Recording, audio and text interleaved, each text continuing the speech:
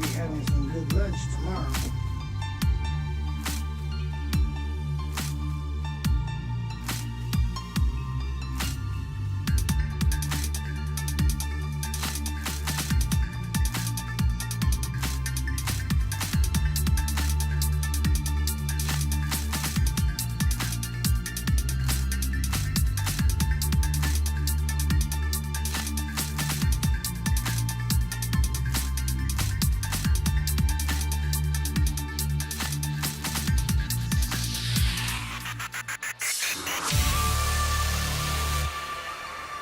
Hey there YouTube, what's going on? This is Angel with Kayak Outdoors Fishing Channel, and so coming to you from the Man Cave Command Central at Kayak Outdoors. And so I'm doing something a little different here, different format in which I address in my videos.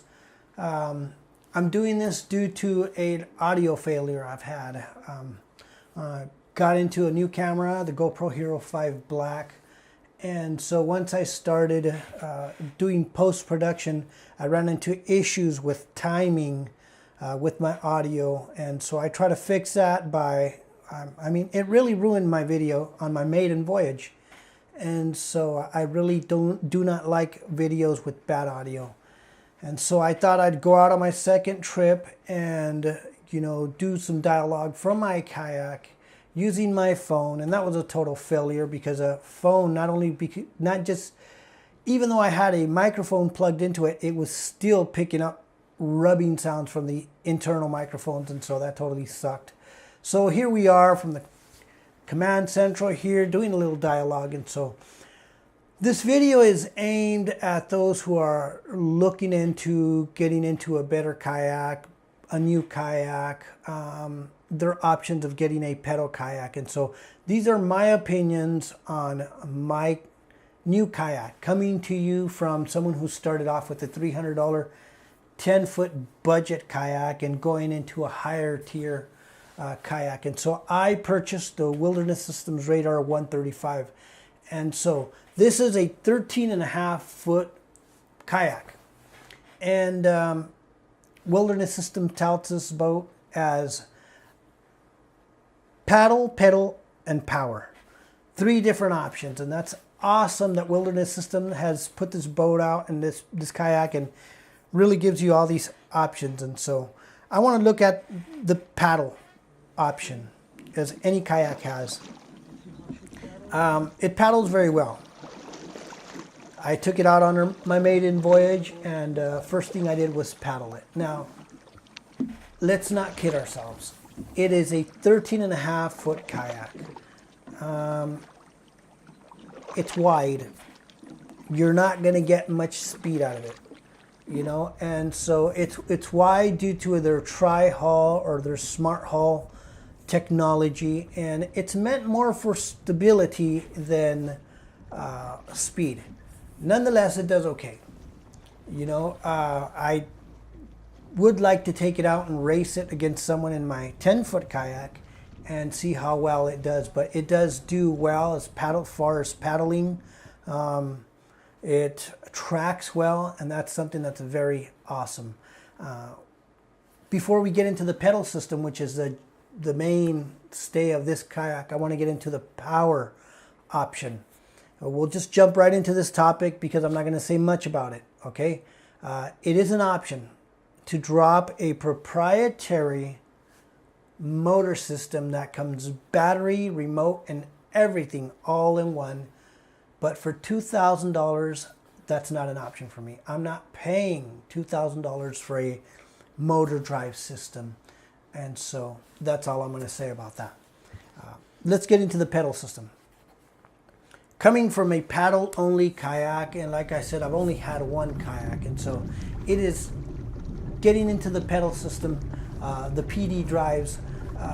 It is light years ahead as far as capabilities, as far as fishing, and all these different things. And so,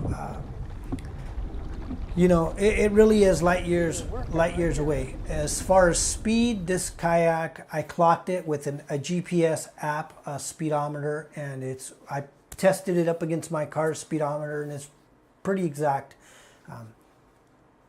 Cruising speeds 3 to 4 miles per hour. If you're really cranking into it, you can get 6 miles per hour, which is pretty good compared to paddle. And I'll roll in footage right here and show you that this is, I mean, you can get some pretty good speeds out of this kayak.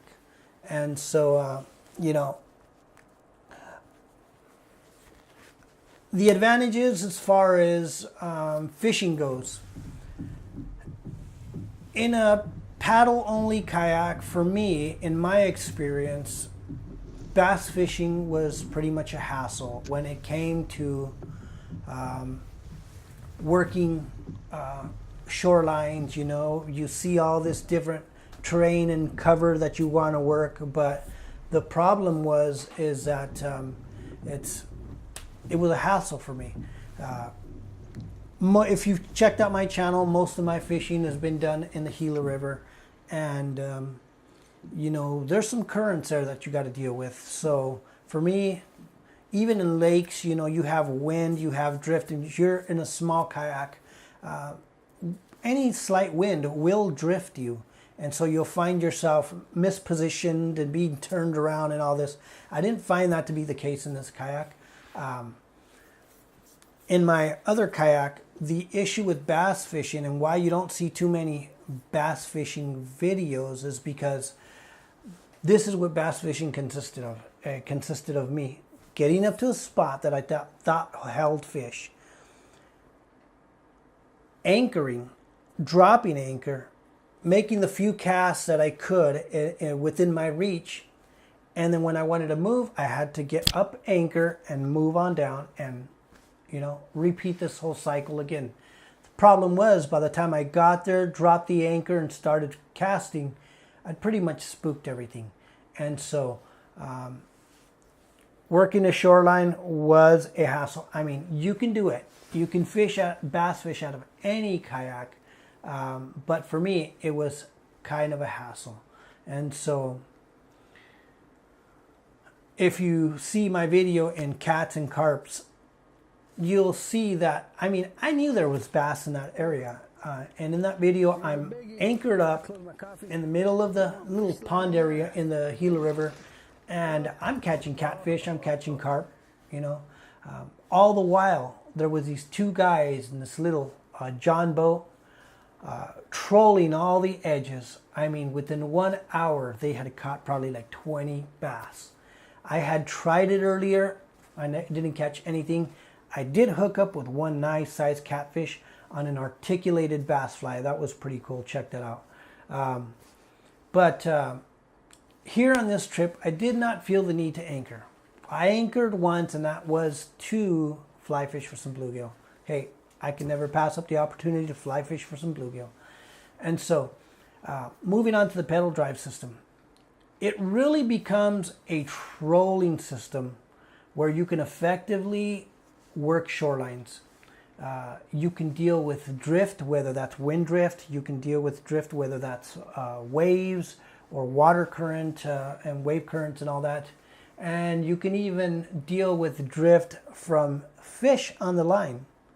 I mean, I've been in the situation where I had a catfish drag me into brush, where I ended up losing it. In one of my videos, if you've seen that, you'd know I lost that catfish because, and it wasn't a big catfish, he dragged me into the brush.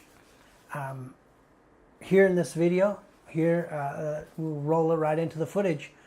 I didn't have that problem. Check it out.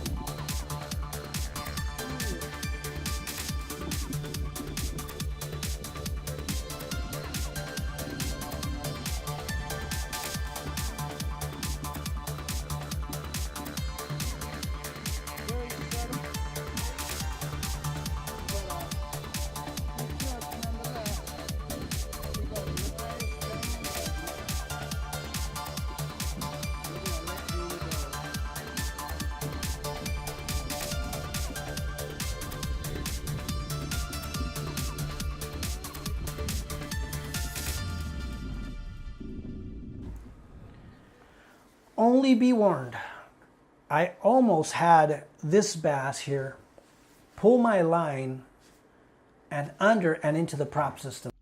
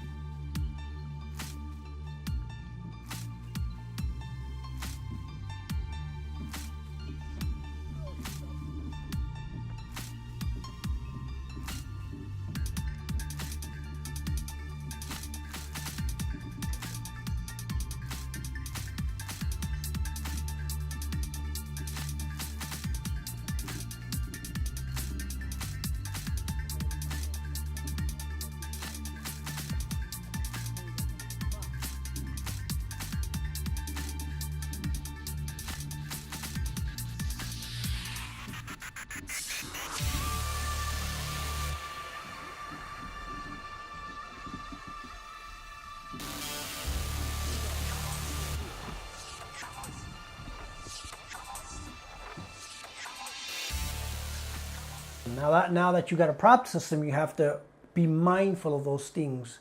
In my one of my videos here there at Canyon Lake, I caught a catfish, a large size. It was a 5.7 pound catfish on a fly rod, and he ended up tangling himself in my anchor line.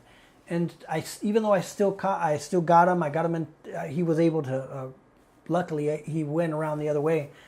But those are things that are, you know, when you got stuff hanging down, you got that problem, and so got to be careful about that. One thing I will say with the prop system, it did not do well going through grass. Now, where I fish, there's certain lakes, they have really thick grass, and you basically got to, you know, pop up the pedal system, because you have that capability in this kayak, and just paddle it, because it will get caught up. I mean, I got into some grass and it just like stopped me dead in my tracks. I had to pop up my prop system and clear it. And so as far as going further with working shorelines, here's some footage where I'm working these shorelines, and I'm now able to target certain spots as I drift, and then I'm able to make directional changes by working my rudder, and whether I want to go a little closer to shore or a little further from shore, or dealing again with wind or drift or current and all these things. And so you know, I can reach down and crank and move myself forward. I can hand crank those pedals once or twice and get myself moved about 15 to 20 feet ahead. And so I can effectively work currents. And so that's been a great asset there. You know, and so stability. You know, a cast net would be the real test. And soon enough, I'm going to do that. I'm going to get myself a cast net, and later on in some fishing trips, I'm going to want to get some bait. You know, the other day I was in this Maiden Voyage. I was at Saguaro, and I was up against some rocks, and there was just swarms of shad, and so that would have been an awesome opportunity to throw a cast net. But this is a real stable kayak. And in my other kayak, there were times where I almost flipped it just reaching back into my kayak crate to pull a rod out, and really scared me. And those of you who are familiar with this kayak, I know somebody commented about this. They almost flipped it doing the very same thing. And so one of the things I really wanted was the ability to stand. And so in this kayak, I have that. You know, and you would say, for what reason would you want to stand? I mean, can't you just fish sitting down? Well, yeah, but you know what? There's something to be said about a higher vantage point as you're looking into water. You know, you can defeat the glare a little better, maybe in the dusk or dawn, And you know, at these times, you can you get better positions for casting and all these things. I fly fish, and so fly fishing is a challenge in itself. Try it from sitting inside a kayak, you know, and so I pretty much kind of cut my teeth fly fishing from my kayak, and I learned it all in one, you know. And so all in all, I'm really impressed by this kayak. I'm really happy I bought this kayak. I was looking into getting the Jackson, I think the Cuda series, but as I looked into this other kayak, and it gave me the options for a pedal drive system, and I told myself, I'll buy the kayak and later on I'll buy the pedal system. I'm so glad I just bought it all at once. And you know what, if you have a kayak that you're looking at and you have the option for a pedal drive, just go ahead and get it, especially if it's over a 12-foot long kayak. These kayaks are big boats. You do need a pedal system. It's really, I mean, can you paddle it? Yes, you can. But you're going to be glad if you spent that extra money to get the pedal system. All in all, like I said, I'm happy. You know, it's given me so many options as far as speed, as far as tracking, especially with the rudder system. You got control. I've got quick, shallow draft capabilities where I can just one kick of the foot and my pedal drive system comes up and gives me about 2-inch draft under my hull. Even further if I stow the system forward. Storage, I got storage for long trips. Like I've said before, I want to do 2 and 3 day camping trips from my kayak, and so that gives me the options for that.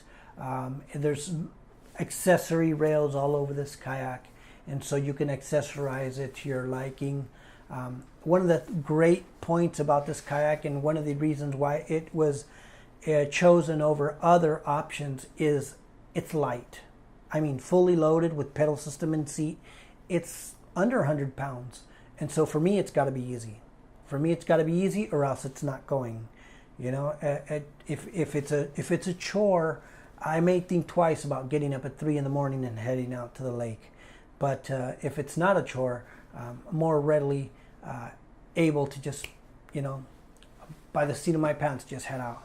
And so maybe you're in the market for, you know, a new kayak, or you want to step up from your entry level, or maybe you have just a paddle only kayak.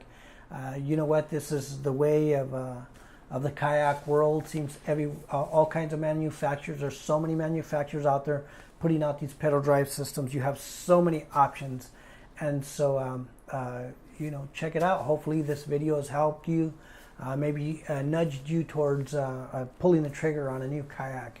You know what, it's really kind of given me that that push, that enthusiasm to really get out there and do some more fishing. And so I have no buyer's remorse.